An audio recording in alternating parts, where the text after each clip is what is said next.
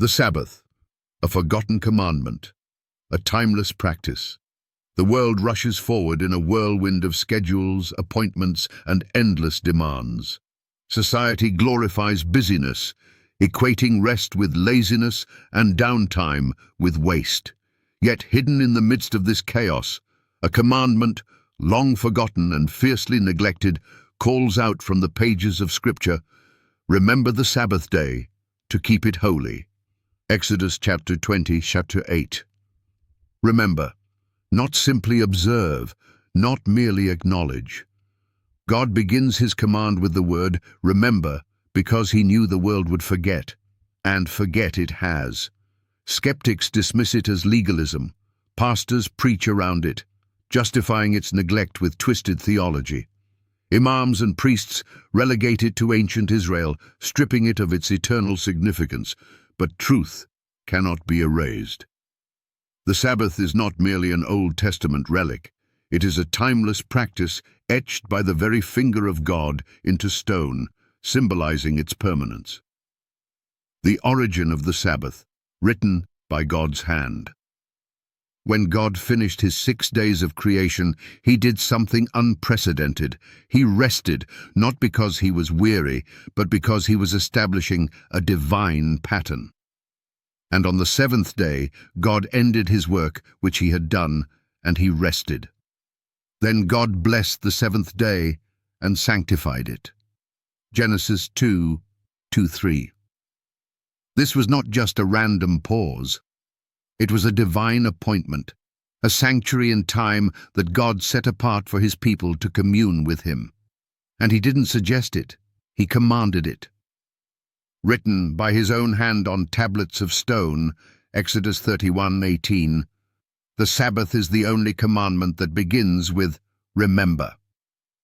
Yet, astonishingly, it is the one most widely forgotten. The man-made change, a deception in plain sight. Look around today. Churches around the world open their doors on Sunday, calling it the Lord's Day. But who made this change? Who altered the solemnity of God's command? Was it Jesus? Was it the apostles? Search the Scriptures.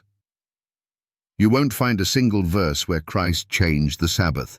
In fact, Jesus himself kept it faithfully, Luke 4:16, and his disciples continued its observance after his resurrection, Acts 17:2. The truth is undeniable. The change came not from God, but from man. History reveals that in AD 321, Roman Emperor Constantine issued a civil decree making Sunday a day of rest. Later, the Roman Catholic Church openly declared its authority to shift the solemnity from Saturday to Sunday, boasting that this act was proof of its power over Scripture. Sunday is our mark of authority. The Church is above the Bible, and this transference of Sabbath observance is proof of that fact. Catholic Record, September 1st, 1923. Is this who you follow? A human decree over divine command. A tradition of man over the law of God. A timeless command, not just for Jews, but for all mankind. Skeptics love to claim that the Sabbath is only for Jews, but the Bible contradicts that notion. Jesus said, "The Sabbath was made for man, and not man for the Sabbath." Mark 2:27. Not just for Jews, not just for Israel, but for man, all humanity. Isaiah prophesies of a time when, from one Sabbath to another, all flesh shall come to worship before me. Isaiah 66:23. Not just Jews, all flesh. This is not a relic of the past, it is the rhythm of eternity. The final call. Will you remember?